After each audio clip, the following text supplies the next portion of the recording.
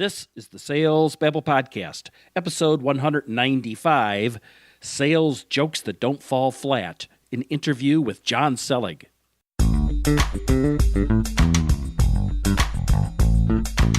Welcome to Sales Babble, the podcast that shares selling secrets for non-sellers. And now your host, Pat Helmers.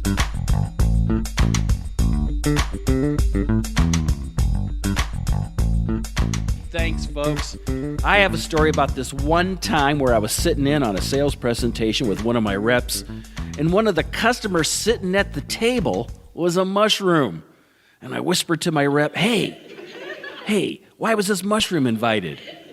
And the rep said, oh, they always invite him because he's a fun guy. I don't know if we've got room for him. I believe there's supposed to be a big crowd. And the rep says, hey, Pat, don't worry about it. It's okay. He doesn't take mushroom.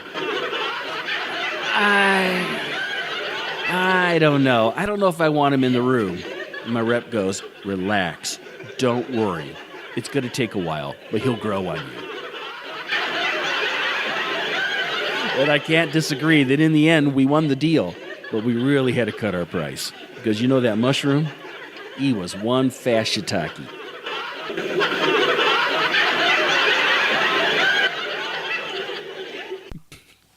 Okay, so I'm not going to leave my day job and pursue stand-up. But I do know this, that being a sales rep and telling jokes is like walking on a tightrope. It's very easy to get yourself in trouble, which is why we have this week's guest, Jon Selig. He's a former tech sales rep and stand-up comic, and he's going to give us some advice on how to read a crowd, how to improvise, and how to use humor to connect. So let's stop this joking around and get right to it. Welcome, Jon. Are you ready to babble? That is the core talent of a stand-up comedian, so yeah, let's go. Awesome. Jon, you're in Montreal today, correct? Correct. And you and I were talking, and you mentioned that you are a comedian, but you also have a background in sales, and somehow or other you have crafted a profession that ties the two together. Yeah, absolutely. I spent 12 years selling technology, and that was just a really well-paid internship for a mainly unpaid career in stand-up comedy. And I was doing that for a while, and just a lack of fulfillment crept in at some point, and some weird career twists. And I was always looking for something creative to do. I started doing stand-up comedy, and at a certain point, I said, "Oh, this could be a great way to use my background, my skills, to kind of change the direction of my career." The ship was sailing all the way west. I wanted to go all the way east, and that's sort of what I've set out to do. Now, you're Canadian, and a lot of Canadians love to come to Second City in Chicago and work on their craft. Is that the path that you took? No, not at all. I ended up taking a stand-up comedy class because I was a little bit frustrated with some other art forms I was taking.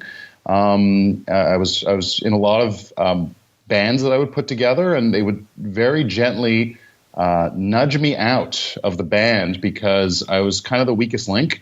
It's sort of like playing pickup basketball. What's your instrument of choice? What's that? What's your instrument of choice? Well, that's the problem. I had two of them. I was equally terrible at both. But it's sort of like you're putting together a basketball team, and you get a bunch of guys who are pretty much better than you, not exceptionally better than you, but they kind of want to play at a bit of a faster pace, and you're holding them back. So they very gently pushed me out off a cliff out of three bands. And then I took an improv class with a coworker who suggested it. I had done improv before. I felt it's a great team sport, but I had some people in my class that were a little bit too attention seeking and weren't really following the rules of improv. And I felt I was wasting my time. And someone told me about a comedy writing class with a local comedian. And I said, oh, that could be a cool way to maybe meet some people and create some YouTube videos, which is something that was interesting me at the time. And when I got there, he basically said, this is a stand-up comedy class, and after 10 weeks of this class, you will perform 5 minutes of stand-up comedy for your friends and family at a final exam show, in quotes. And my first answer was, no, I'm not doing that. But every week I would get up on stage to recite the exercises he would give us, the outputs of our efforts. And after 6 weeks in front of a very non-judgmental crowd, most of whom were absolutely way less funny than I was, I said, you know what, I can do this final exam thing, but I did do it, but I am not inviting any of my friends or family to watch. That's just not going to happen. But isn't an artist supposed to fully put themselves out there? I didn't deem myself an artist at that time. I was sort of dabbling. But at the same point, to that end, that was 6.5 years ago, and I've invited friends and family over that time to visit me, no shortage of times, and I have a good deal of friends who definitely support what I'm up to. How's this fit in with sales? Well, it's funny you ask, because the reason why I decided to go through with the whole quote unquote like final exam was because I was experiencing some comfort in front of people. And I had done everything in sales, from cold calling to inside sales to field sales. And it felt, when I was on stage, like I was just delivering to a prospect team of 6, a decision-making team. Of course, there were more people in the room always in that, but that's what it felt like. And I also realized, if a joke doesn't get a laugh, this isn't the biggest deal. I've been way more stressed out. People say it takes guts to do stand-up comedy. I felt it took me way more guts in my time at Oracle to get up in front of a sales team of 40 and forecast which of my inside sales deals were going to come in, because that took a lot of courage and conviction and sort of showing confidence in the face of absolute danger. And so to me, that was hard. To me, getting up on stage and bombing, that's no big deal. The difference is one is much better paid than the other, and so there's a lot of parallels between sales and stand up. At the end of the day, you're prospecting when you go to an open mic. You're tossing all kinds of stuff against the wall and hoping something sticks. You got to open strong. You got to close strong. You got to probe the audience for their, we'll call it pain, and try and understand what they're all about and what we can deliver to them that satisfies them. And there's the confidence you got to display when you're delivering that will help sell them on you.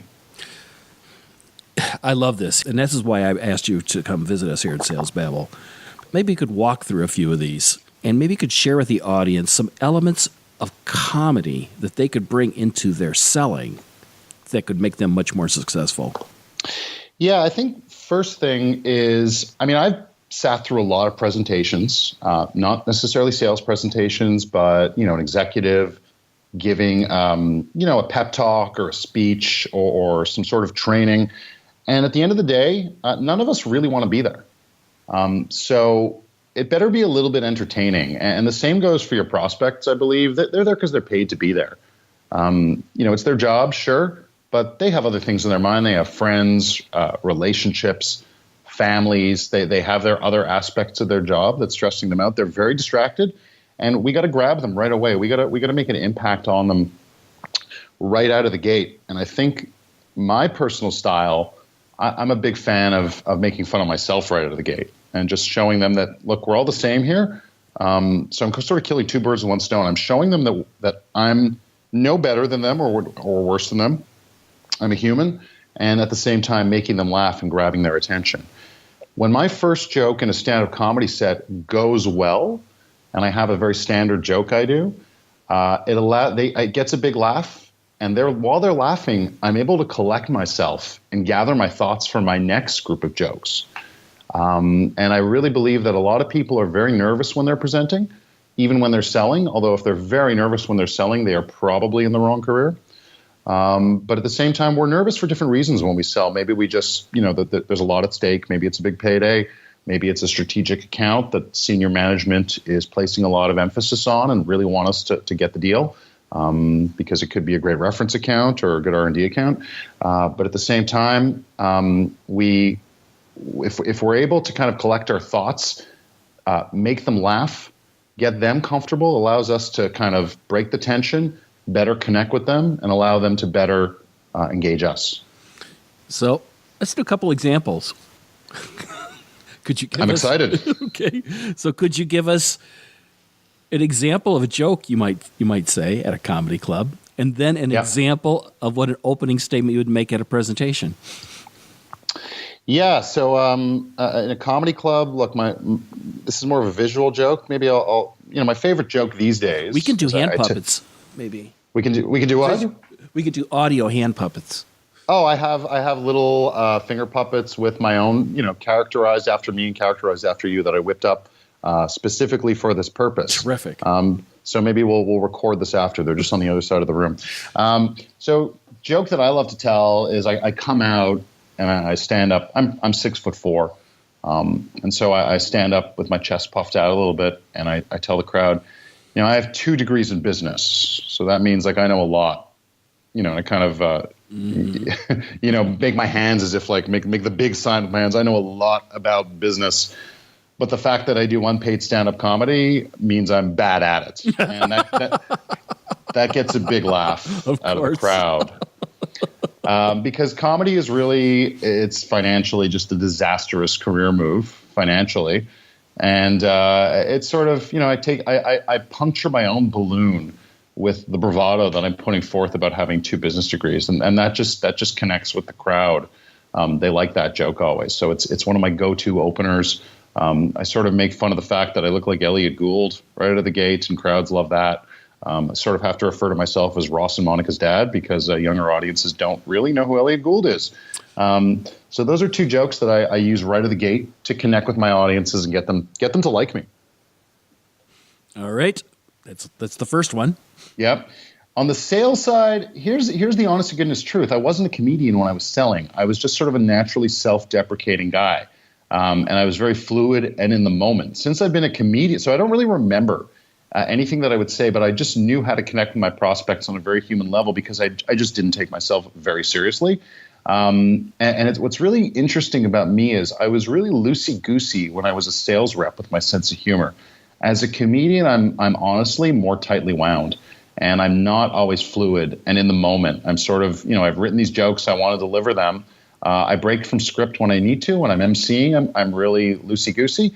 So I don't know if I have an absolute sales joke. My training and workshop is all about helping my customers craft jokes specifically for their prospects, who their prospects are, whether it's their industry, whether it's where they're located. It usually comes down to the pains and challenges that their industry faces and that the problems they're having, which is why the salesperson's there in the first place. I always taught my reps, don't tell any jokes. Why is that? Because I was afraid they would say something inappropriate. And you know what? That's a perfectly valid fear, and that's something that I preach against. I mean, I have a list of do's and don'ts, which I stress, and I will say to everybody during my training, these might seem really obvious, but you'd be shocked at how often people break these rules. Oh, yeah. Yep. Yeah. I mean, I invented this rule for a reason. Because I saw it happen. I'm like, dude, I can't believe you just said that. This is going to lose the deal. Well, I'm going to take it a step further. In my workshop, I've explicitly laid out the rules, and there is the odd person who breaks those rules. And thankfully, these teams that my clients to date, they've had well-knit teams and that nothing's really been divided. But I even think that that's a risk. You never know what you might say that could offend even your coworker and cause a problem in the workplace. So I'm big on not punching down, on not marginalizing anybody, on not mocking popular sentiments. And of course, political correctness in the world of stand-up comedy isn't a ton of fun, because that's not our job to be politically correct. But in the workplace and in sales cycles, be as PC as you can, because you're just going to alienate your prospect, especially if you're selling to a team and you just say the wrong thing that offends one person in the group. That's what I found. You'd be surprised what bothers people. But if you stick with something, if you say something that's somewhat cute and self-deprecating, that's okay. I would tell them. There's a bunch of cute little jokes, like, why is the number 9 afraid of the number 7? Because 7, 8, 9. Oh, I knew it was something along those lines. So you're kind of, I've heard that joke before, so you're kind of forgiven on that. But jokes I share with my kids. One thing I wanted to say is that some people don't believe in that whole notion of not offending people.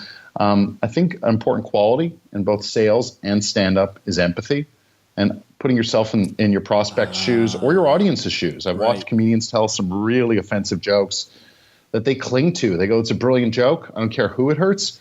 But you know what? Comedians, our job is to entertain, not to hurt anyone. And that even applies more so in sales. Your job is to educate your customer, get them to like you, get a deal done, not to alienate them because you wanted to make one person in a let's say if you're presenting live to a decision-making team, not to make just one of them laugh. It's to appeal to all of them. I've really learned that a lot of salespeople don't really know how to frame their message. I'm seeing this. Granted, I've been delivering this to a lot of younger sales folks, and sometimes they don't know how to answer questions. So they want to tell you what they want to tell you versus they don't always want to tell you what you ask them. So that's something I kind of picked up on, which I think is like a fatal flaw in a sales rep. Be prepared to answer questions, not tell customers what you want to tell them. Well, see, this is something that's really important to me. And if you genuinely listen, authentically listen to what people say, they'll tell you exactly what they're interested in, what they find value in. And people only buy stuff that have value. So, yeah, they got to listen. Yeah, and that's actually, so stand-up comedians and improv people, you mentioned Second City, we're mortal enemies. Stand-up comedians wear the fact that we write and craft jokes as a badge of honor. We wear that on our sleeves really well. And improv people usually do it in a team of 3 or 4, and they make it up as they go along. And so as comedians, and it's never replicated, it's never reused, whereas a good joke can be replicated at every presentation that a sales rep delivers. However, there is a big value in improv, and you nailed it. It's listening, and it's all predicated upon yes and. Let's take in what someone else is saying and push the ball forward, and construct something with one another. A good sales rep should be able to listen and sort of build upon the question to enhance their own status. Yep. Maybe you could explain yes and. Yeah, yes and is in the world of improv, it's all about taking in information, no matter how absurd, ridiculous, or nonsensical it may be. Those are all synonyms for each other. But and going with it, just rolling with it. So if I say, hey, Pat, do you want to go have tacos on the top of a mountain today? Only if we can do it before 11 o'clock. Sure. So essentially you accepted my offer. You had a bit of negativity to it. The point is to not have any negativity. You accepted it, and you included a caveat. And I would say, sure, we can do it before 11 o'clock, especially if there's espresso there. Oh, I love espresso. And yep, I'm waiting. And I really like those little biscotti chocolate things. Does this place have them? Yes, and they also have wonderful music, which we'll be listening to as we wait in line to take it out so we can go climb the mountain and have the tacos and espresso. Oh, that sounds awesome. I know. When we get done with that, can we go hiking? Yes, and I will get really tired after the first 15 steps. So in short, but here's what we're doing. We're building a little narrative, and we're building a little creation here just by being positive with one another and accepting what the other person's saying and listening to the other person. And sales reps, you're right, they don't always listen. And that was the key. When I was a sales guy, I would always listen to what their pains were, their challenges were, and ultimately figure out my solution. How can I show them that my solution will address those pains and challenges? And that's what got me by, and that's what kept me in sales for a long time. Like I said, it wasn't the most fulfilling thing for me, but at the same time, I understood those principles, and that treated me well. If you were to give our audience something they could take action on this week, what would that be? I think everyone should write a little bit more. We're really busy. Our heads are really cluttered. There's so much going on. There's so much distraction between our phones, our laptops, mixing in both personal and professional lives. There's so many distractions that are just, we're bombarded with them. And I think we need to unpack what's in our brain. And I recommend that everyone picks up a pen and a paper and writes 1, 2, maybe even 3 pages of anything that's going on in their head. And there's no right or wrong. It's all about expressing your feelings, your emotions, what you love, what you hate, what you fear, what you aspire to, what your goals are. Get it all down, because and then go read it and see what are some of your key thoughts, and figure out how to harness those and maybe work those into your presentation, or your sales presentations, either in a humorous way, which is not for everybody, because not everybody is funny, but at the same time, maybe there's something poignant you can do with it. And those thoughts are usually very common to a lot of people. They're very relatable. And that's I think, a key to being a good salesperson, as well as being a good comedian, is being relatable. How can people find you? Yeah, so my website is Jon, and there is no H in John. It is, there is, but it's silent and invisible. So it's JONSELIG. So my name is Jon Selig, like the former commissioner of baseball who removed my beloved Montreal Expos. Bud. Yeah, exactly. Bud made a really good effort to get rid of my only baseball team that I will ever care about. So it's jonselig.com. People can find me on LinkedIn, Jon Selig, on Twitter, @Jon Selig, and Instagram. This is a little bit of a twist. Improbable comic. Improbable. Very good. Very good. Jon, thank you for visiting us here in Sales Bubble. Hey, I really appreciate it. Thank you for having me. To connect with Jon Selig, you can find links to his LinkedIn and his website, jonselig.com, at salesbabble.com/195. That's the show notes. And I've also got a link to jokes that I have collected, an opportunity to make fun of our profession. We get poked at a lot, but we should be able to poke fun at ourselves too. That's at salesbabble.com/jokes. Next week is the highlight episode of the year. Neil Christensen visits us for the top 10 sales and marketing tools for 2018. Each year, Neil and I gather around the fire in the Sales Babble studio. We pour some home brews, and we reflect on some really cool tools that we use this year that you can use to help your selling. You do not want to miss it. That will be the day after Christmas. Until then, Merry Christmas.